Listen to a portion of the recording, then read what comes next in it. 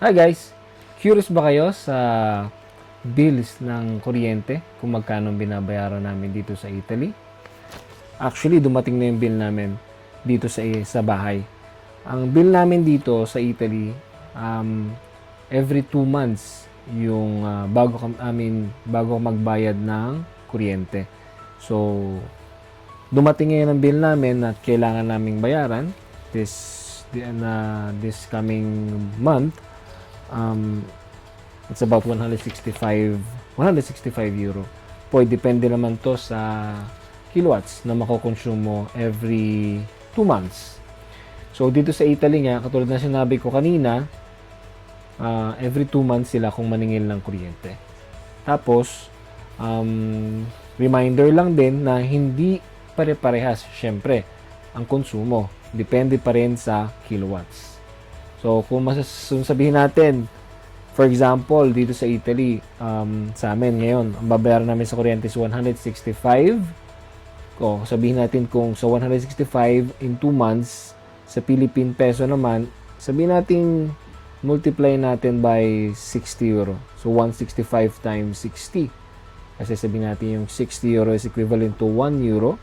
So, more or less, 9,900 every 2 months na yun ang babayaran namin. So, yun. So, dito sa video na to, ipapakita ko rin kung paano ako nagbabayad ng bill. Kasi ngayon, hindi na ako nagpupunta ng store o ng negosyo para bayaran to ng bill. Kasi much more convenient na magbayad ka through cellphone. Papakita ko sa cellphone kung paano ko siya ginagawa every single na magbabayad ako ng bill namin. So, without further ado, meron akong video. Manood lang kayo. Oh, mag-break muna tayo habang maulan ng hapon dito sa Milan. Sandali, bago ako mag-scroll, magbakas ka muna dito sa video na to. So, ipapakita ko kung paano ako magbayad through cellphone. So, yan yung bangko ko. Pumasok lang ako sa bangko ko. Okay, using my cellphone. Pagkatapos, Chibil ang pangalan bago pa nung kailangan bayaran. Tapos click mo lang yon.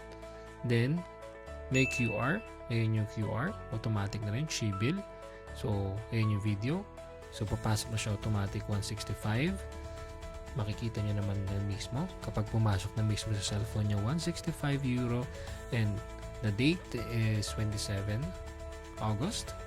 So, yan. I-check mo lang. Okay mo lang yon. So, may commission sila 130. That's it.